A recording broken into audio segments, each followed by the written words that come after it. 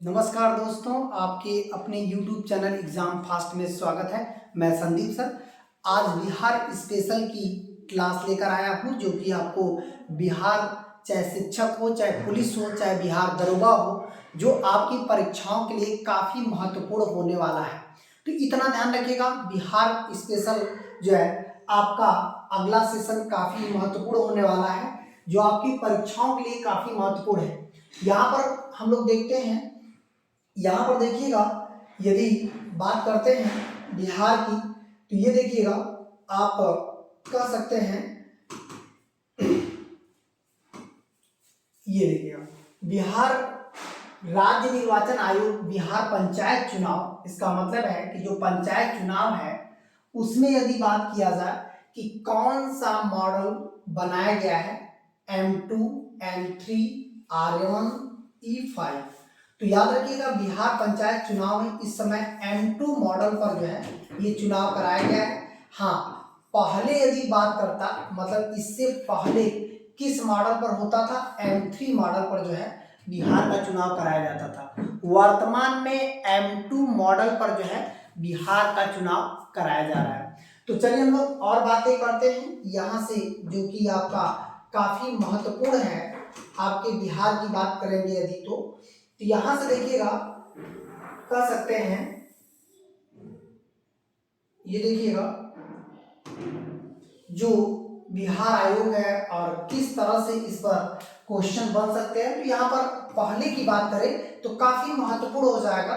ठीक है, तो अगले पॉइंट की बात करते हैं। अगला पॉइंट देखिएगा, यदि हम लोग प्रॉपर बात करें तो यहाँ पर देखिएगा, अगला पॉइंट हो जाएगा कि बिट्टू फिल्म को ऑस्कर के लिए नामांकित किया गया था।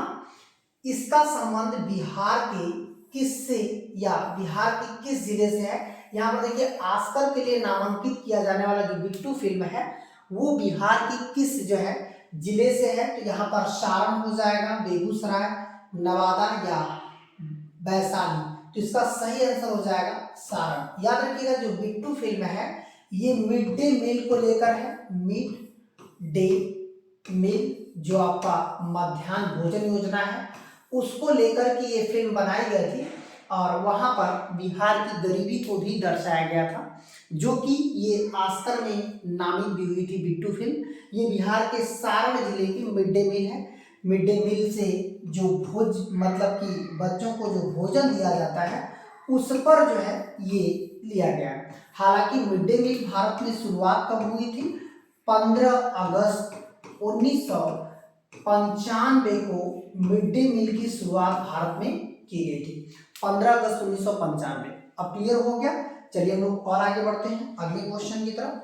अगला क्वेश्चन देखिएगा, कह सकते हैं कि हाल ही में पैरा ओलंपिक ऊंची कूद, पैरा ओलंपिक में ऊंची कूद में कांस्य पदक जो है, कह सकते हैं, दिलाने वाले शरद कुमार का संबंध बिहार के किस जिले से है।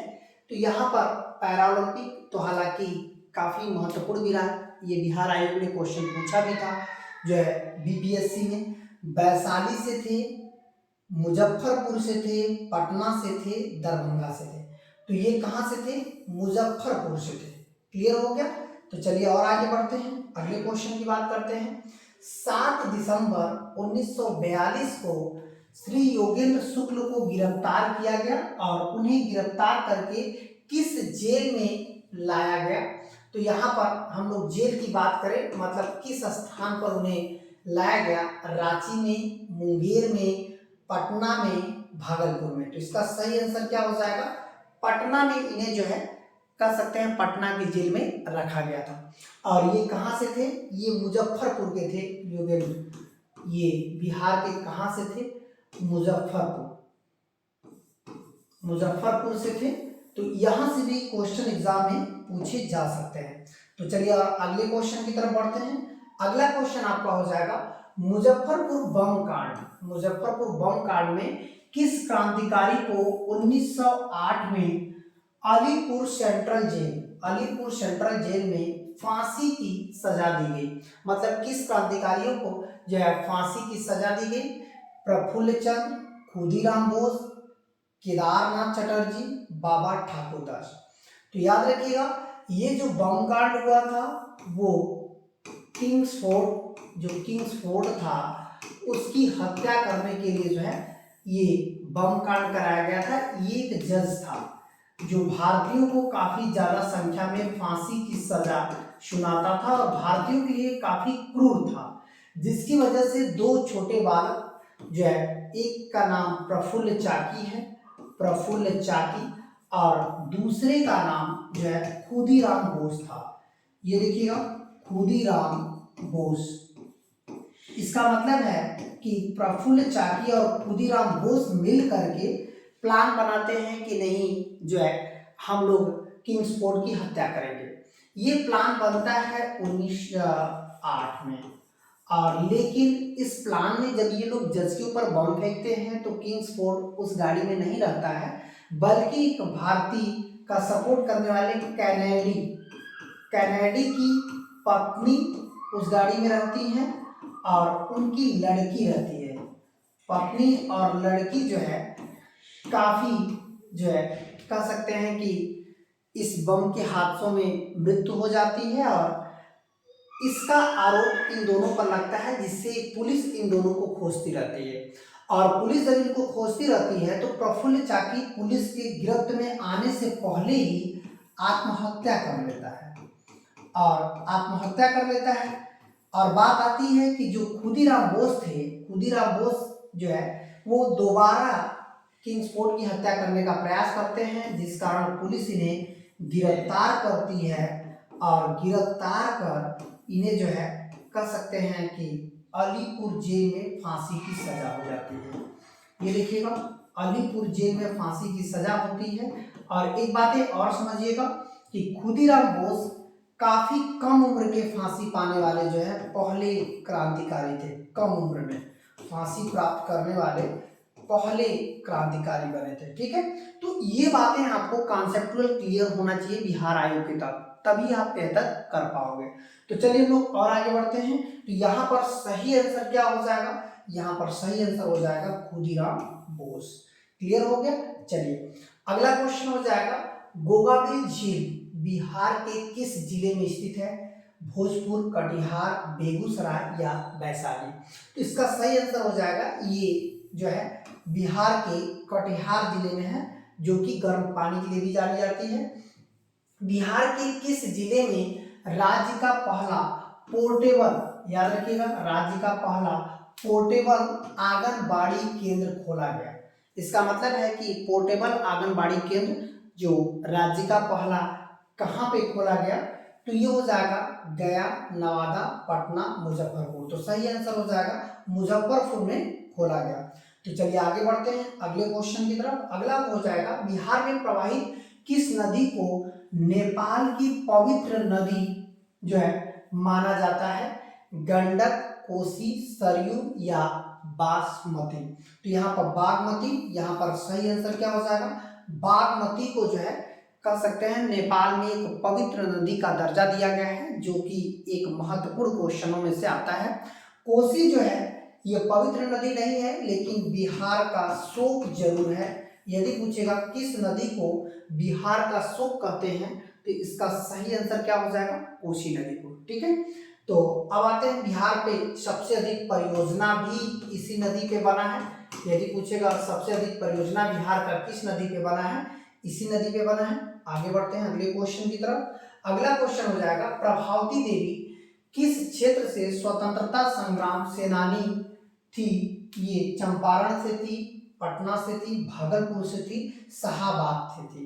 तो ये हो जाएगा पटना से थी स्वतंत्रता जो है सेनानी, जो कि 1942 में इन्होंने जो है भारत छोड़ो आंदोलन के तहत यहाँ से भी जो है कह सकते हैं प्रभावती देवी अपना प्रभाव करती हैं और स्वतंत्रता संग्राम सेनानी के रूप में। ठीक है, तो यहाँ पर ये बातें करते हैं। और शाहाबाद जो है ये आप देखेंगे कुंवर सिंह अंग्रेजों के खिलाफ, जो कुंवर सिंह थे अंग्रेजों के खिलाफ कहाँ पर तख्त पलट किया था? तख्त पलट। यदि तख्त पलट की बात प्रॉपर देता है अंग्रेजों के खिलाफ, तो शाहाबाद में ही किया था।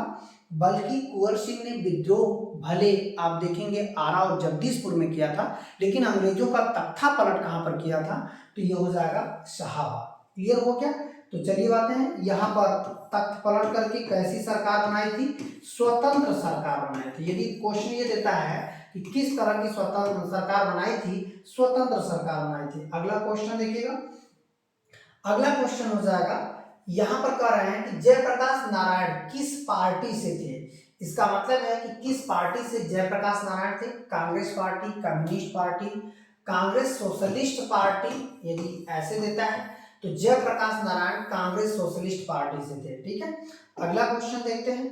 अगला हो जाएगा कि पटना में 1930 में एक नमक सत्याग्रह का जो नेतृत्व था वो किसने किया था, कुंवर सिंह, अंबिका कांत सिंह, जो है डॉक्टर राजेंद्र प्रसाद या सत्यनारायण सिंह। तो ये हो जाएंगे अंबिका कांत सिंह, जो है कह सकते हैं कि नमक आंदोलन का इन्होंने ही नेतृत्व किया था पटना से। ठीक है, ये बातें हो जाएंगी। फिर अगले क्वेश्चन की तरफ बढ़ते हैं। अगला क्वेश्चन हो जाएगा, बिहार में सर्वप्रथम किस व्यक्ति को भारत रत्न मिला था। इसका मतलब है कि बिहार में सबसे पहले भारत रत्न प्राप्त करने वाले जो बंदे थे वो राजेंद्र प्रसाद थे, जयप्रकाश नारायण थे, बिस्मिल्ला खान थे या डॉक्टर विधान चंद्र राय थे। तो डॉक्टर विधान राय जो कि एक चिकित्सक और एक वैज्ञानिक भी थे और इन्हें 1961 में कह सकते हैं भारत रत्न से नवाजा गया था। तो ऐसे में देखिए क्वेश्चन आपका यदि देखा जाए तो टोटल आज इतने क्वेश्चन ही कलेक्ट किए गए थे जो कि काफी महत्वपूर्ण है। और आप ऐसे ही वीडियो जितने भी बिहार आयोग के पढ़े हैं, सभी महत्वपूर्ण वीडियो पढ़े हैं, आप उसको देख करके रिवीजन कर सकते हैं। और बिहार में ऐसे ही क्वेश्चन बनने वाले हैं बीपीएससी के द्वारा। ठीक है, और आपके पुलिस में भी सहायक होगा, एसआई में भी सहायक होगा और बिहार शिक्षक में भी सहायक होगा। यहाँ तक कि बीपीएससी जो देने वाले बच्चे हैं उनके लिए भी ये वीडियो काफ़ी अच्छी होने वाली है। ठीक है, तब तक के लिए धन्यवाद। अंत तक जुड़े रहने के लिए बहुत बहुत धन्यवाद। और जिन बंदों को वीडियो पसंद आती है तो लाइक, सब्सक्राइब, शेयर करना नहीं भूलना है। ठीक है, धन्यवाद।